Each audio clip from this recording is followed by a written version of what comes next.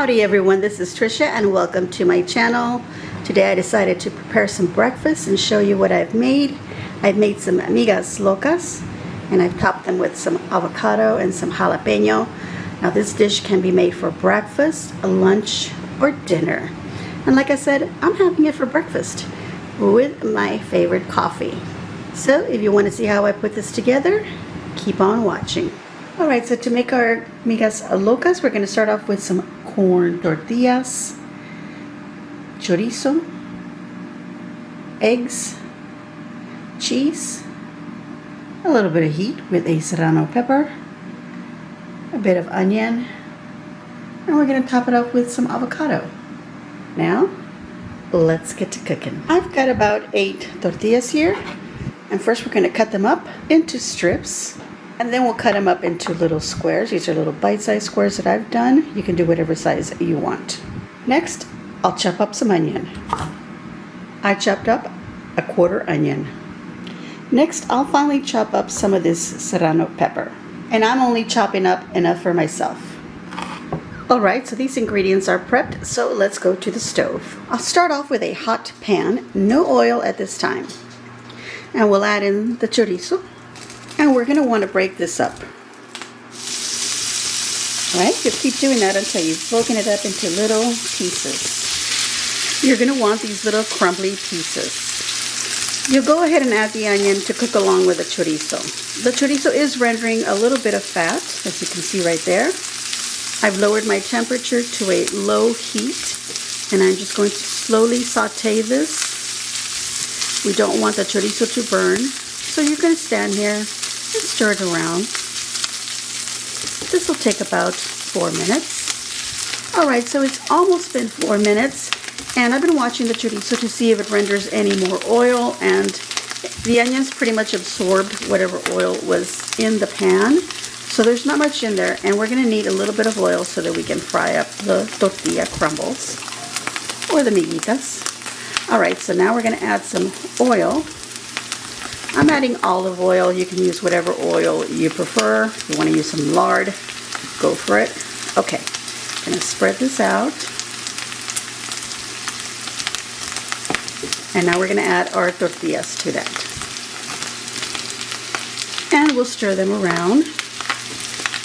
This will quickly absorb a lot of the oil, so you can add a little bit more if you like, so that your tortillas will get fried up. And we're going to keep tossing it. We don't want any of this to burn. We don't want the chorizo to burn. Okay, so I've moved my miguitas off the heat because I don't want the chorizo to burn. The tortillas are all nice and soft. Now, I sometimes like them a little bit crispy. If you like them a little bit crispy, you can go ahead and fry them separately and then add them to the chorizo. Now, you could serve this just as is if you just want some migas with chorizo, if you want to add some diced peppers in there, serrano or jalapeno, whatever you like. And then, of course, you could just add in some diced tomatoes as well, and then you could just serve that up just as it is, for those of you who don't like eggs. Now, I like eggs in mine, so we're going to go ahead and add that next. And there we are. I've added the 4 eggs. I could add up 6, even 8 eggs to this and make a nice big breakfast meal for a lot more people. This is enough for 4, I believe. But just my mom and I eating today. Now, you could also prepare the eggs separately if you want them over easy. I'm going to go ahead and scramble them into my migas. And I just want to lightly do this. I don't want to overcook the egg. At this point, I'm going to go ahead and turn off the heat. I did put the pan back on there. So let's turn that off. And we're just going to let this rest a little bit. We have enough heat on our stove to finish cooking this off. Alright, that just took a minute, and now we're going to go ahead and add the shredded cheese. You can add whatever cheese you want. If you want to add a queso fresco, go right ahead. I'm adding this blend of Mexican cheeses. It's already shredded. Of course, you could shred your own cheese. And we're just going to let it melt a little bit.